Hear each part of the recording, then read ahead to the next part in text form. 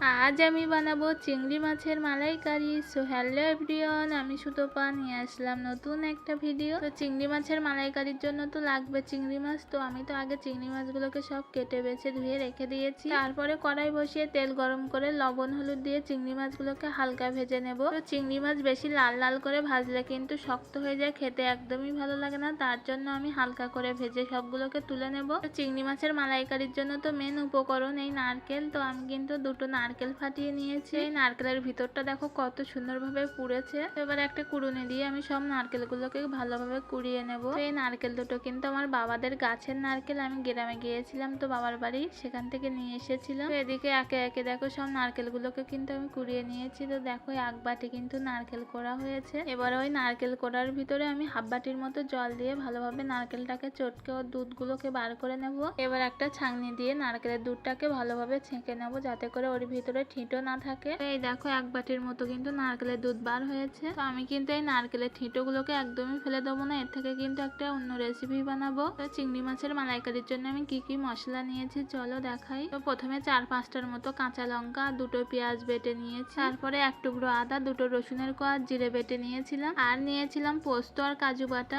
আজ আমার বাড়িতে টমেটোও ছিল না, টক দইও ছিল না, তার জন্য কিন্তু আমি দিতে পারিনি। তো তোমাদের কাছে থাকলে কিন্তু তোমরা দিয়ে দেবে। তো চলো এবার রান্নাটা শুরু করা যাক। তো আগে থেকে আমি চিংড়ি মাছটা ভেজে রেখেছিলাম। তো সেই তেলের ভিতরে আরো কিছুটা পরিমাণে তেল দিয়ে দেবো। ওর ভিতরে ফোড়নে দিয়েছিলাম আমি তেজপাতা, গোটা জিরে, গোটা গরম মশলা। তো ফোড়নটা একটু ভাজা ভাজা হয়ে গেলে আমি দিয়ে দিয়েছিলাম পেঁয়াজ আর কাঁচা লঙ্কা বাটা। তারপরে দিয়ে দিয়েছিলাম আদা রসুন আর জিরে বাটা। তারপরে দিয়েছিলাম পরিমাণ মতো লবণ, হলুদের গুঁড়ো আর লাল লঙ্কার গুঁড়ো। সব মশলাগুলোকে ভালোভাবে কষিয়ে নিয়ে আমি লাস্টে দিয়ে দিয়েছিলাম পোস্ত আর কাজু বাটা। তো সব মশলাগুলোকে ভালোভাবে কষিয়ে নিয়ে আমি দিয়ে দিয়েছিলাম চিংড়ি মাছগুলোকে। চিংড়ি মাছগুলো দিয়ে মশলার সঙ্গে একটু কষিয়ে নিয়েছিলাম, নিয়ে আমি নারকেলের দুধটাকে দিয়ে দিয়েছিলাম। তারপরে দিয়েছিলাম সামান্য পরিমাণে জল। তারপরে ঝোলটা ফুটে গেলে আমি দিয়ে দিয়েছিলাম সামান্য পরিমাণে চিনি আর গরম মশলা বাটা। তো আমার চিংড়ি মাছের মালাইকারি রেডি হয়ে গেছে। তো তোমরা দেখে জানাবে কেমন হয়েছে।